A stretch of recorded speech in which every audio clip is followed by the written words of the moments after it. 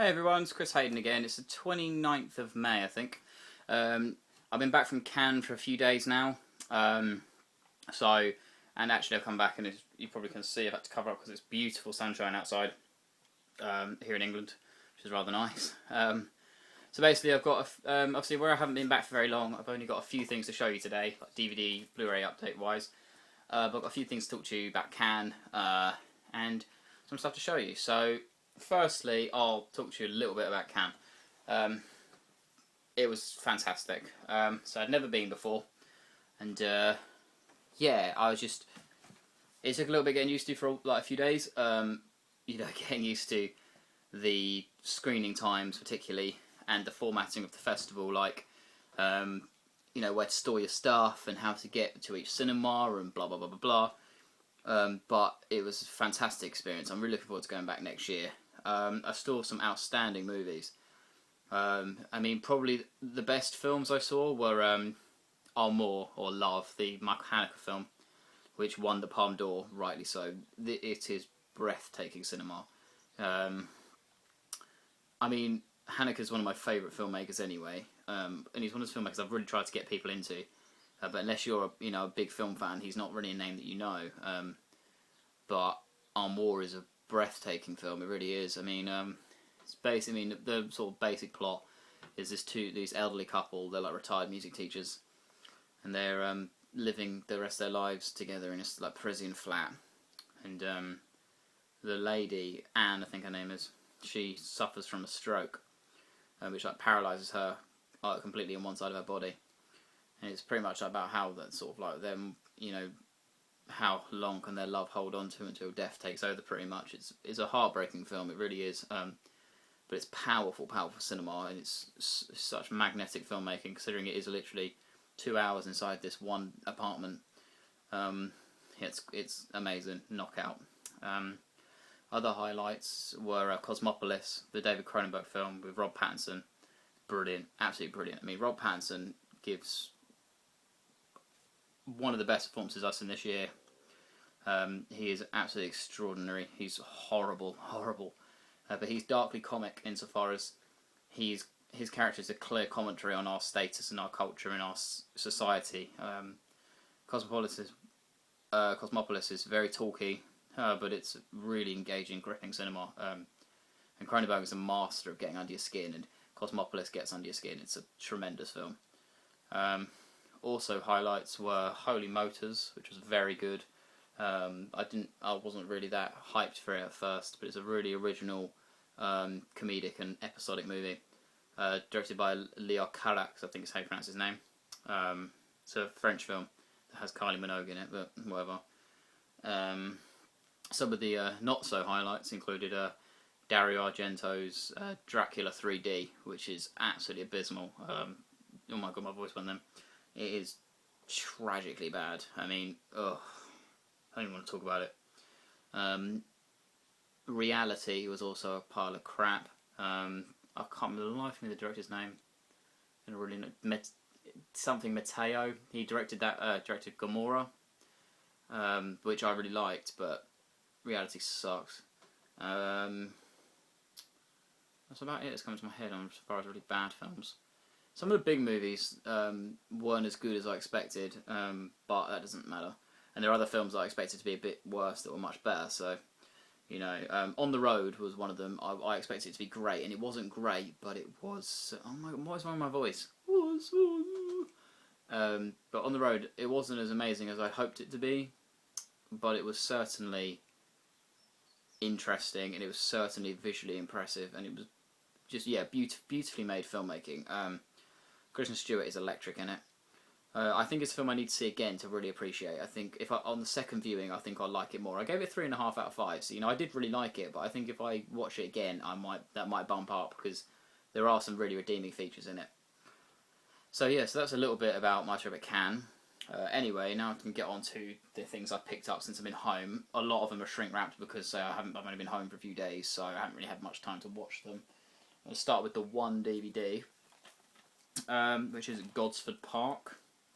Now, Gosford Park is a fairly classic British film now. It's Robert Altman, so it's not British insofar as the director, but It won loads. It won an Oscar when it came out, like screenplay Oscar, I think, and it won Golden Globe, and it's a big movie. Won the BAFTA, and it's got an insane cast. It's got like Helen Mirren, Clive Owen, Ryan Philippe, Michael Gambon, Stephen Fry, Charles Dance, Richard E. Grant, Kelly MacDonald, Derek Jacobi, Maggie Smith. The cast is insane. So yeah, that's Golfers Park. I picked it up for £3 in Sainsbury's. Extras. Oh, there are some. There's a few. There's a making of, there's a Q&A, and there's a trailer. But yeah, £3. I haven't actually seen it, which is probably quite bad. But £3. That's the DVD anyway, and I'm going to get onto some of the Blu-rays. I'll go on the earlier ones I picked up first. Okay, so I think they're all shrink wrap bar one. First up is Haywire. I really liked Haywire. I know some people had a big problem with it, but I thought, for what it is, Gina Carano was an excellent casting choice, and I think Steven Soderbergh knows how to direct, you know what I mean? His films speak for themselves insofar as, how technically assured and able he is as a filmmaker. Oh, my voice again! What's going on? Yeah, so I really liked Haywire. I mean, the cast insofar as is a bit of a missale, because you're like, oh, it's got so many names in it, but, it's pretty much a majority of extended cameos. But for what it was, I liked Haywire, and I paid £9 for this Blu-ray, brand new. So that was a bit of a steal. On the more expensive note, I didn't have to buy it on Blu-ray, but I just did because I felt like it and because I really wanted to, was The Descendants, which I paid a sickening amount. I paid $19.99 for it, I paid £20.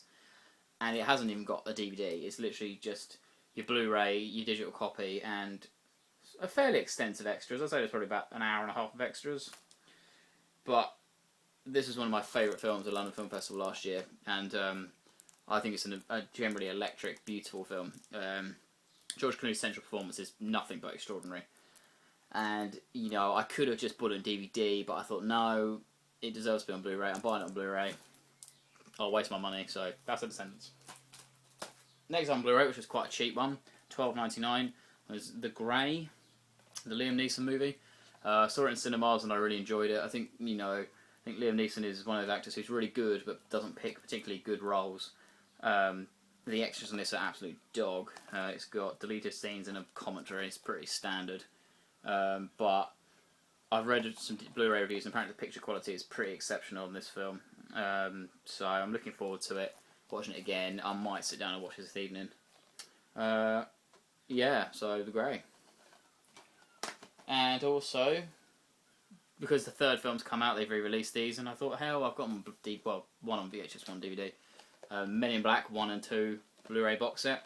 It's quite a nice set, actually. It's got a nice, shiny, well, not lenticular, but it's nice embossing on the box and here as well. It's a quite a nice slip cover. And you get your two Blu-rays, again, individually boxed, which I like because each has fairly decent extras. I think the second one's pretty naff. But, for what they are, they're entertaining. And I thought, for the price, I think I paid like £11 for this, $10.99 for the two films on Blu-ray. So, it's not bad. Also new is... Am I missing something? Yeah. Also new, which I got yesterday, is Chronicle, which I got on Blu-ray. I rewatched this last night. This looks extraordinary on Blu-ray. I mean, it looked great in the cinema, but considering this is a very low-budget film, the Blu-ray transition to Blu-ray is phenomenally good. It's got really good extras. This is an extended edition, although I didn't really notice much because the film in the cinema was only sort of like 80 minutes long, 85 minutes long, and this extended edition is only 85 minutes long anyway. So I wouldn't say it's got much more.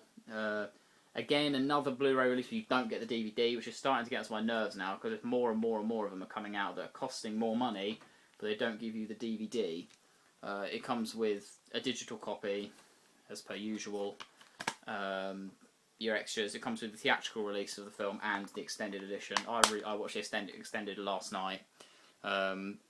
This is a great film. I mean, it just proves what you can do when you actually understand you know, actually understand the ethos of cinema. I mean, Josh Trank, this is his debut film, and this is a knockout debut. He's going to be directing, I can't remember life me what it's called, but it's a really popular sort of like downloaded video game, which is famed for like its insane special effects and its really like groundbreaking, innovative imagery. So I'm looking forward to that one. I can't remember life me what it's called. If you do know, please post a comment below, let me know. Anyway, so that's Chronicle on Blu-ray. Next up, which is $15.99, so fairly expensive.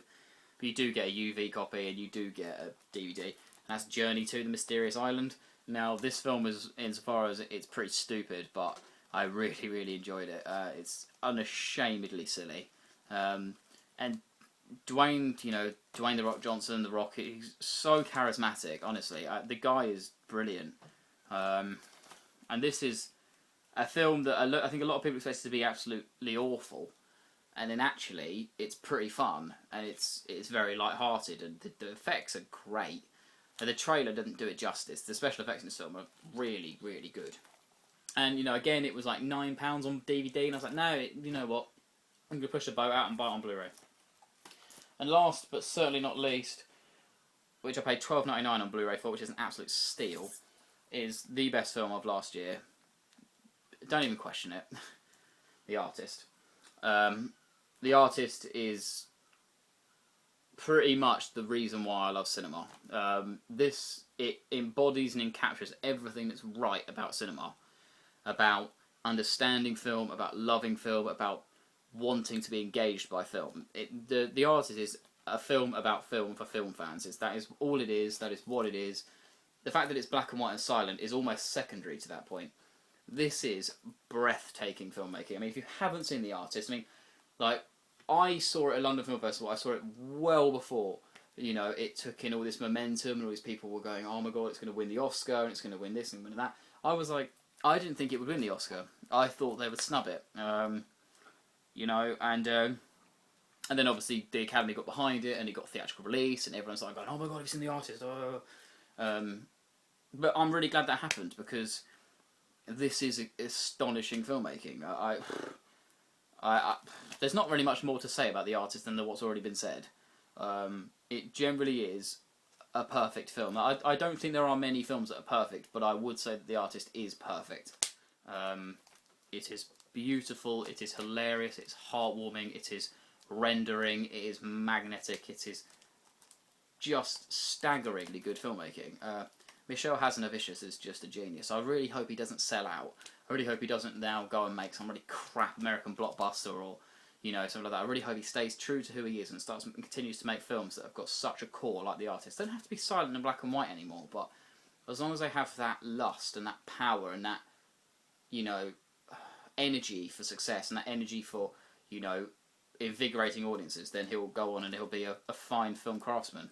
There's no denying it. The Artist Blu-ray and DVD, they share the same extras, which is a bit of a shame. I think actually this is a pretty lazy Blu-ray release for such a good film. It's no DVD, no digital copy, there's no slip, there's no sleeve, there's no steelbook. It's literally just your bog standard Blu-ray DVD release. But it does have some quite nice extras. It's probably got about half an hour, 40 minutes of extras, I guess. But I don't care, you know, it's The Artist, it's perfect, I love it. There we go. Anyways, that's me done.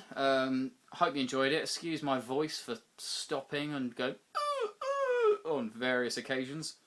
If you're out and about and after this, enjoy the sunshine while it lasts because it is absolutely beautiful out there. If you like what you've seen, please subscribe and send me some comments. Let me know. If there's anything in particular you'd like me to review or anything you'd like me to comment on, please feel free to let me know. And obviously, you know, please feel free to subscribe. And I'm hoping to make these videos more frequently and bigger, so I hope you enjoy them. And many thanks.